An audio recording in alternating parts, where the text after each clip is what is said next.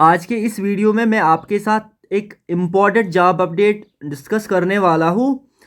ये जो job update है ये एसएससी की तरफ से आया है। एसएससी जीडी की तरफ से बहुत सारी वैकेंसीज निकल के आई है। 40,000 के करीब इसमें जो वैकेंसीज निकल के आई है। ठीक है, टोटल जो पोस्ट्स अभी आए हैं वो है 39,481 पोस्ट्स। ठीक है, इसमें जो आप कब से फॉर्म भर सकते हैं, 5 5 सितंबर से आप इसमें फॉर्म्स भर सकते हैं। 5 सितंबर में आप इसमें आवेदन कर सकते हैं, आप अपने फॉर्म्स भर सकते हैं।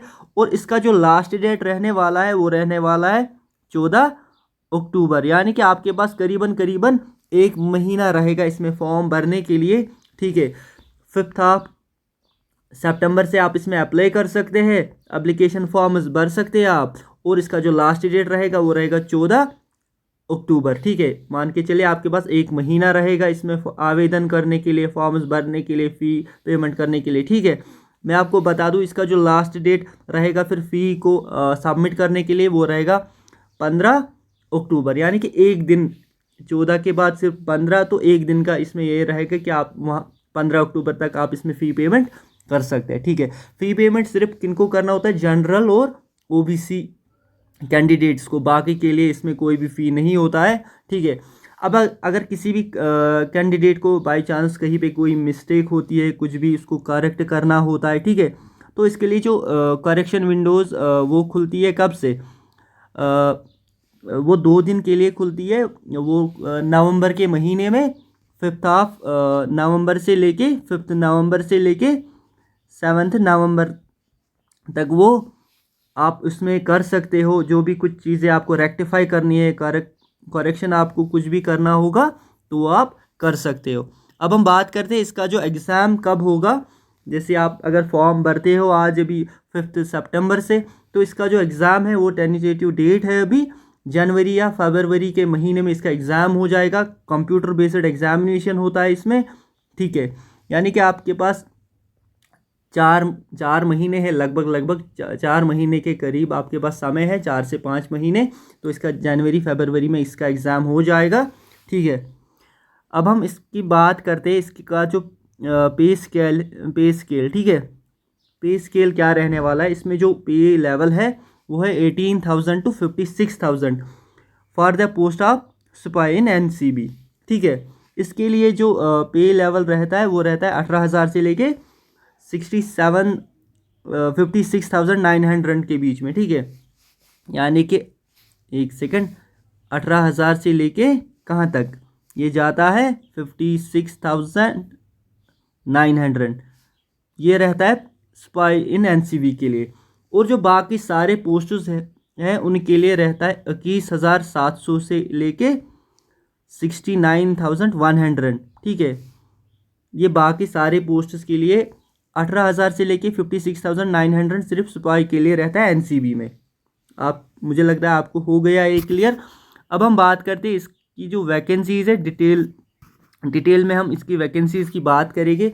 आप देख सकते हैं बीएसएफ में टोटल में आए हैं 15,000 से ज़्यादा पोस्ट, सीआईएसएफ में 7,000 से ज़्यादा पोस्ट्स आई है, सीआरपीएफ में भी 11,000 से ज़्यादा पोस्ट्स आए हैं, एसएसबी में 800 से ज़्यादा पोस्ट्स आई है, आईटीबीपी में भी 3,000 से ज़्यादा पोस्ट्स आई है, एआर में 1200 से ज़्यादा पोस्ट्स आई है, एसएसएफ में भी 35 पोस्ट्स आई है, और एनसीबी में भी 22 पोस्ट्स।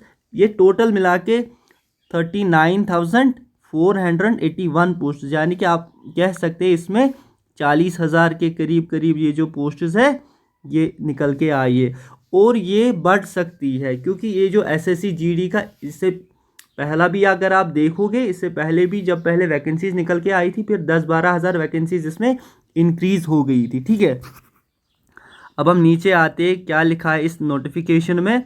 मैं आपको बता दूं इसमें आप candidates must be a citizen of India, ये तो आप सबको पता होगा। ठीक है, ये जो वैकेंसीज़ है इसके लिए आपका ज़रूरी हो जाता है कि आप सिर्फ ये जो ऑल ओवर इंडिया के जो जितने भी कैंडिडेट्स हैं वो इसमें आवेदन कर सकते, इसमें फॉर्म भर सकते। मेन चीज़ इसमें मैं आपको बता दूं, इसका जो एज लिमिट रखा गया है इस बार मैं बता दूं आपको, आपका जो एज लिमिट है वो 18 से लेके 23 ईयर्स के बीच का रहेगा, ठीक है। आप अब खुद देख लेना आप इसके बीच में आते हो या नहीं आते हो। और हाँ, ये जो एज रिलैक्सेशन है, कैटेगरी जिनके पास भी कास्ट सर्टिफिकेट है उनके लिए एज रिलैक्सेशन देखने को मिलेगा, लेकिन जनरल वालों के लिए इसमें जो एज है वो है 18 से लेके 23 ईयर्स के बीच में होनी चाहिए आपकी एज। और जो कास्ट सर्टिफिकेट जिनके पास भी है, जैसे अगर किसी के पास ST SC सर्टिफिकेट है तो उनको 5 साल का रिलैक्सेशन मिलेगा। अगर कैंडिडेट्स के पास ये OBC है तो इनको 3 साल का एज रिलैक्सेशन देखने को मिलेगा। आपके पास जो OBC होना चाहिए वो होना चाहिए नॉन क्रीमी लेयर, NCL, ठीक है। और जितने भी ये बाकी सारे ये आप देख सकते हो, उस नोटिफिकेशन को आप पास करके पढ़ सकते हो, या आप अगर आप किसी कहीं से इसको डाउनलोड करके इसको खुद देख सकते हो।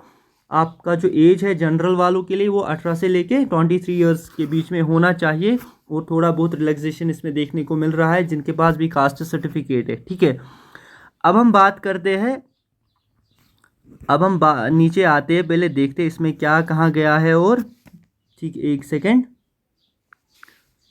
जो भी NCC जिनके पास भी NCC सर्टिफिकेट होता है, NCC C certificate, NCC B certificate, NCC A certificate, उनको 5% मिलता है। ये जो बोनस मिलता है उनको बोनस मार्क्स दिया जाता है जिनके पास भी ये सर्टिफिकेट्स होती है। जैसे NCC किसी के पास अगर A सर्टिफिकेट है तो उसको 2% जो मैक्सिमम मार्क्स का ये बोनस दिया जाता है। इसी तरह B के लिए 3%, और C सर्टिफिकेट जिसके पास होगी NCC की उसको 5% का बोनस दिया जाता है, ठीक है। इसको आप कह सकते हैं इंसेंटिव दिया जाता है ये एक हिसाब से। अब इसका जो तरीका है अप्लाई करने का, आप जितने भी कैंडिडेट्स इसमें आवेदन करना चाहते, इसमें अप्लाई करना चाहते, पहले आपका होना चाहिए, आपको पहले करना है इसमें OTR, वन टाइम रजिस्ट्रेशन। क्योंकि SSC का नया वेबसाइट आया है ssc.gov.in, इस पर आपको जाना है, फिर आपको पहले वन टाइम रजिस्ट्रेशन करनी है वहाँ पे। क्योंकि इसका जो ओल्ड वेबसाइट है अब वो काम में नहीं है। अब इन्होंने इनका नया वेबसाइट है ssc.gov.in, आपको इसी वेबसाइट पे जाना है, फिर आपको वन टाइम रजिस्ट्रेशन वहाँ पे करनी है। उसके बाद इसमें आपको लॉगिन करके अप्लाई करना है, ठीक है। अब हम नीचे आते हैं।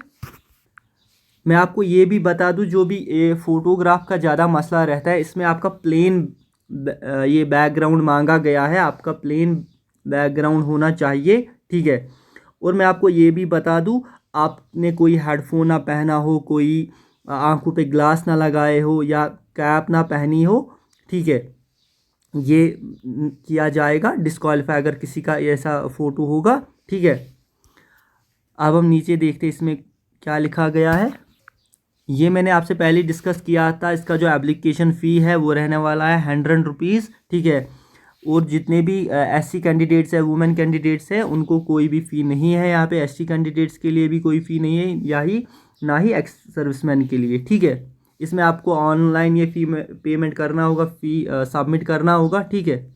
और ये तो आपको पता ही है, अगर कोई फॉर्म भरता है फिर अपना फ़ी नहीं सबमिट करता तो वो रिजेक्ट हो जाता है इसका ये कैंडिडेचर, ठीक है।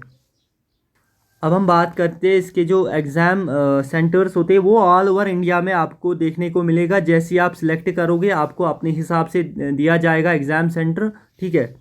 हर एक जम्मू एंड कश्मीर के लिए भी कश्मीर में श्रीनगर में भी एग्ज़ाम सेंटर होते हैं, ठीक है।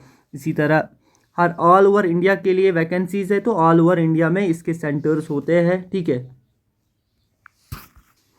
अब हम आते हैं इसका जो सिलेबस है वो क्या रहने वाला है। ये जो कंप्यूटर बेस्ड एग्जामिनेशन है आपका, ये जो होगा ऑब्जेक्टिव टाइप पेपर आएगा। इसमें आपके 80 क्वेश्चंस होंगे और हर एक क्वेश्चन के 2-2 मार्क्स होंगे, ठीक है।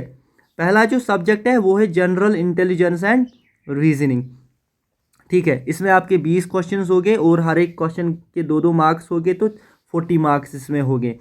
इसके बाद होगा general knowledge and general awareness, तो इसके भी 20 क्वेश्चंस होंगे और 40 मार्क्स। फिर है मैथमेटिक्स, एलिमेंट्री मैथमेटिक्स, इसके भी 20 क्वेश्चंस और 40 मार्क्स होंगे। उसके बाद है इंग्लिश। अगर किसी ने इंग्लिश सेलेक्ट किया होगा तो उसको इंग्लिश का एग्ज़ाम देना पड़ेगा, या अगर आपको वहाँ पे वो ऑप्शन भी दिया जाएगा क्या आप हिंदी में ये देना चाहते हो तो आपके लिए हिंदी होगा, तो इसमें भी 20 क्वेश्चंस हो गए और 40 मार्क्स। अगर किसी को इंग्लिश में देना है एग्ज़ाम तो वो इंग्लिश सब्जेक्ट सेलेक्ट करेगा, अगर किसी को हिंदी आता है तो वो हिंदी सेलेक्ट करेगा। ठीक है, ये सिंपली आपका जो टाइम रहेगा एग्ज़ाम के लिए 1 घंटा 60 मिनट्स आपको दिए जाएंगे। आपको 80 क्वेश्चन करने हैं, हर एक क्वेश्चन के 2-2 मार्क्स हो गए। ठीक है, अब हम नीचे देखते हैं। इसमें जो नेगेटिव मार्किंग है 0.25 फॉर ईच रॉन्ग आंसर। इसमें सिंपली मैं आपको बता दूं, इसमें नेगेटिव मार्किंग भी है 0.25 की हर एक आंसर के लिए। ठीक है, कोई भी क्वेश्चन तो आपको 0.25 नेगेटिव मार्किंग देखने को मिलेगी। ठीक है, अब हम इसका सिलेबस देखते हैं। इसमें आपका जो ये जनरल इंटेलिजेंस एंड रीजनिंग है, इसमें आपका जो है analytical aptitude and ability to observe and distinguish patterns, ये आप पास करके खुद पढ़ लेना। इसमें आपका मैं सिंपली बता दूं, इसमें रीजनिंग है, इसमें general knowledge and general awareness है, उसके बाद आपका मैथमेटिक्स है और आपका इंग्लिश और हिंदी है। ठीक है, अगर किसी के पास इंग्लिश है उसको इंग्लिश में ही एग्ज़ाम होगा, अगर किसी का हिंदी है तो उसका हिंदी में ही हो जाएगा। अब हम बात करते हैं इसकी ये जो पीईटी पीएसटी होता है उस बारे में थोड़ा सा। देखिए, ये जो होगा पीईटी पीएसटी, आपका जो परफॉर्मेंस रहेगा कंप्यूटर बेस्ड एग्ज़ाम में, जो भी आपका ऑनलाइन कंप्यूटर बेस्ड एग्ज़ाम होगा उसमें उसके ही परफॉर्मेंस बेस्ड पे आपको सिलेक्ट किया जाएगा, आपको शॉर्ट लिस्ट किया जाएगा। पीईटी के लिए, पीएसटी के लिए सिंपली आप बोल सकते हैं फिजिकल के लिए। ठीक है, सिंपली मैं आपको बता दूं, अगर आपने ठीक अच्छा खासा स्कोर किया है तो आप शॉर्ट लिस्ट हो जाओगे इसके पीईटी पीएसटी के लिए। ठीक है, अब हम इसकी बात करते हैं फिजिकल एफिशिएंसी टेस्ट की। Candidates have to clear the race. आपको जो ये वहाँ पे रनिंग भी आपको करनी है। ठीक है, आप ये जो इवेंट है ये रेस का है, जो मेल के लिए है इनको 5 किलोमीटर्स इन 24 मिनट्स, आपको 5 किलोमीटर्स करने 24 मिनट्स में कवर, और ये मेल्स की बात है। ठीक है, और उसके बाद जो फीमेल्स है, फीमेल्स के लिए 1.6 किलोमीटर्स इन 8.30 मिनट्स, यानी कि मेल्स के लिए मैं आपको बता दूं 5 किलोमीटर कवर करने हैं मेल्स को।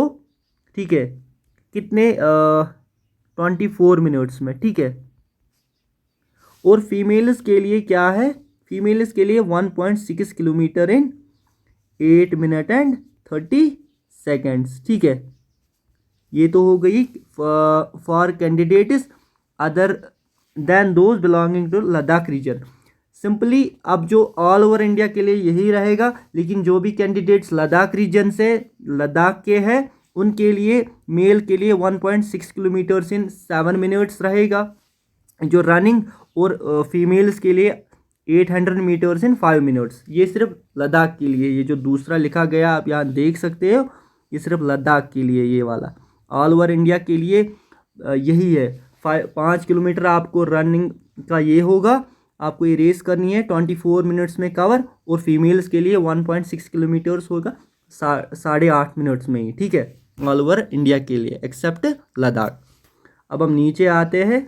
अब हम इसका जो फिजिकल स्टैंडर्ड टेस्ट होगा वो क्या रहने वाला है। इसमें आपका जो है, इसमें हाइट का ये जो मेजर होता है आपका, मेल्स के लिए जो हाइट मांगी गई है वो है 170 सेंटीमीटर्स। ठीक है, और फीमेल्स के लिए है 157 सेंटीमीटर्स। ठीक है, आप पहले मेजर कर लेना, अगर आपका ऐसा हाइट है मेल्स में भी फीमेल्स में भी, तभी आप इसके लिए आवेदन करना, क्योंकि फिजिकल के टाइम पे बहुत सारे कैंडिडेट्स फिर रिजेक्ट हो जाते हैं इसी वजह से।